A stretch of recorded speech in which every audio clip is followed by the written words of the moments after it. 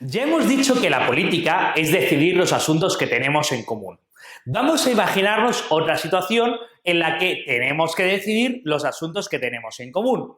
Por ejemplo, cuando vivimos en un condominio, urbanización, recinto cerrado, es decir, un bloque de pisos o de casas que tienen que hablar o un grupo de casas dispersas en una urbanización privada y tienen que hablar de lo que tienen en común. Tienen que hablar de si van a pagar una cierta cantidad, tienen que hablar de si van a contratar o no contratar un guardia de seguridad, un jardinero, alguien que limpie las escaleras, todo ese tipo de cosas. Bueno, creo que la manera más sana de entender la política no es creyendo que el presidente es un prócer de la patria, un salvador, esa idea heroica, sino una idea bastante más doméstica. Al final, el presidente del condominio se parece bastante más al presidente de la junta de vecinos. Se parece bastante más a aquel que va a estar haciendo lo que hacen los demás entre los demás. Eso es básicamente lo que termina siendo. Y tenemos que entender cómo funcionan las dinámicas de poder y de decisión dentro de la junta de vecinos. En primer lugar, ¿por qué existe la democracia? La democracia existe porque yo no tengo tiempo para estar permanentemente decidiendo los asuntos de la junta de vecinos. Es decir, al final del camino hay que dedicarle tiempo a hablar con los trabajadores, a tomar decisiones, a cobrar las cuotas. ¿Qué hacemos normalmente? Delegamos ese trabajo en otra persona. Como hemos dicho, yo tengo un ambiente de mi vida que es el familiar. Tengo que dedicar tiempo a mi familia. Tengo un ambiente de mi vida que es el profesional. Tengo que dedicar tiempo a mi trabajo. ¿Cuánto tiempo, energía y fuerza puedo dedicar a estar discutiendo con mis vecinos el color en el que vamos a pintar las paredes de la escalera? Pues muy poquito. Es muy poquita la energía que puedo dedicar a eso. Por tanto, ¿qué hacemos? Votamos a alguien que sea el presidente y que tome las decisiones del día a día. ¿Y qué ocurre cuando hay que tomar otras decisiones? Imaginemos que voy yo en el ascensor y me encuentro a una vecina que me dice: oye, ¿te has enterado que quieren pintar las escaleras del condominio de fucsia? Que la vecina del primero ha dicho que hay un color hermosísimo, que lo podemos pintar de rosa, que nos va a dar más amor y alegría pintar todo. Y tú piensas, qué barbaridad pintar las escaleras de fucsia. Y te encuentras al vecino del tercero derecha que al día siguiente te dice: oye, ¿te has enterado que quieren pintar las escaleras de fucsia? Qué barbaridad pintar las escaleras de fucsia. Tú no estás completamente de acuerdo con todo lo que dice el vecino del tercero derecha. No sabes completamente todo del vecino del tercero derecha, pero sabes que al menos está en contra de pintar las escaleras de fucsia.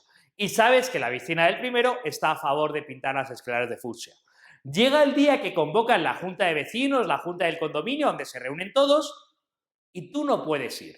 O no quieres ir, o porque tienes que estar con tu familia, o porque tienes que estar con el trabajo, o porque no te apetece estar discutiendo 2 horas sobre el color de las escaleras. Y dices, yo que no puedo ir a votar, firmas un papel que dices, delego mi voto en el vecino del tercero derecha, que es mi representante. Ojo, ¿por qué no le puedes enviar con un voto obligatorio diciendo para que vote que no se pintarán las escaleras de fucsia?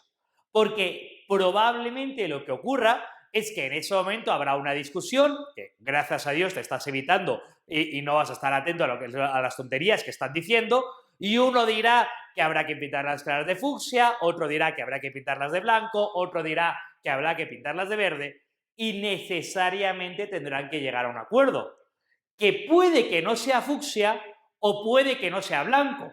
A lo mejor dirán, las vamos a pintar de rosa pálido. No era tu ideal, pero al menos te parece mejor que sea el fucsia, ni tampoco era el ideal del blanco, pero al menos es mejor que lo otro. Y esto es importante, porque la política es el arte de llegar a acuerdos. Tenemos que llegar a acuerdos sobre lo que tenemos en común. Y probablemente al llegar a acuerdos no vamos a lograr todo lo que a ninguno nos gustaría, pero sí al menos vamos a lograr parte que ninguno está completamente insatisfecho, la mayoría está más o menos satisfecha. La política no va de máximos, va de lo posible, va de mínimos que podemos acordar como sociedad. Por tanto, yo delego el voto en el vecino del tercero derecha.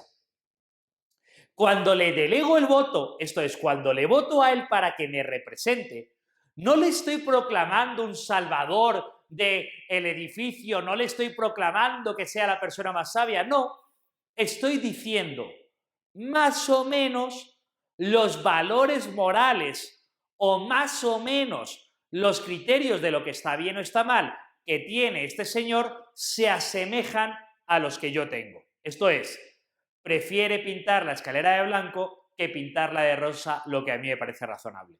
Y necesariamente tengo que creer que es una persona razonablemente honesta, porque si no creyese que es una persona razonablemente honesta o razonablemente cuerda, podría cambiar su decisión a mitad de la votación o podría dejarse sobornar a mitad de la votación. Por tanto, como sé que es razonablemente honesta, razonablemente cuerda y piensa razonablemente como yo, le decido delegar mi voto. Pero no hay nada heroico ni maravilloso en todo esto. Creo que si entendemos esto y además probablemente le delegue mi voto, no tanto para que salga elegido lo que a mí me encantaría que suceda, sino para que no salga elegido lo que yo odiaría que suceda. Es decir, muchas veces terminamos votando en negativo, que al menos no ocurra esto, que es mucho peor que esto otro. Las decisiones morales y las decisiones políticas no son normalmente sobre lo mejor, son normalmente sobre lo menos malo de las opciones que tenemos. Lo que no me parece tan malo como lo demás, porque hablamos no en el ámbito del ideal, sino en el ámbito de lo real. Y en el ámbito de lo real elegimos entre lo posible. Y normalmente lo posible es lo que tenemos presente. Creo que cada vez que pensamos en política, analizásemos cómo funciona el condominio, la comunidad de vecinos donde vivimos, vamos a llevarnos una muy buena idea de lo que sucede. Y creo que si analizamos cómo funciona la comunidad de vecinos con cómo funciona la política de todo el país, veremos que no hay tanta diferencia entre unos y otros.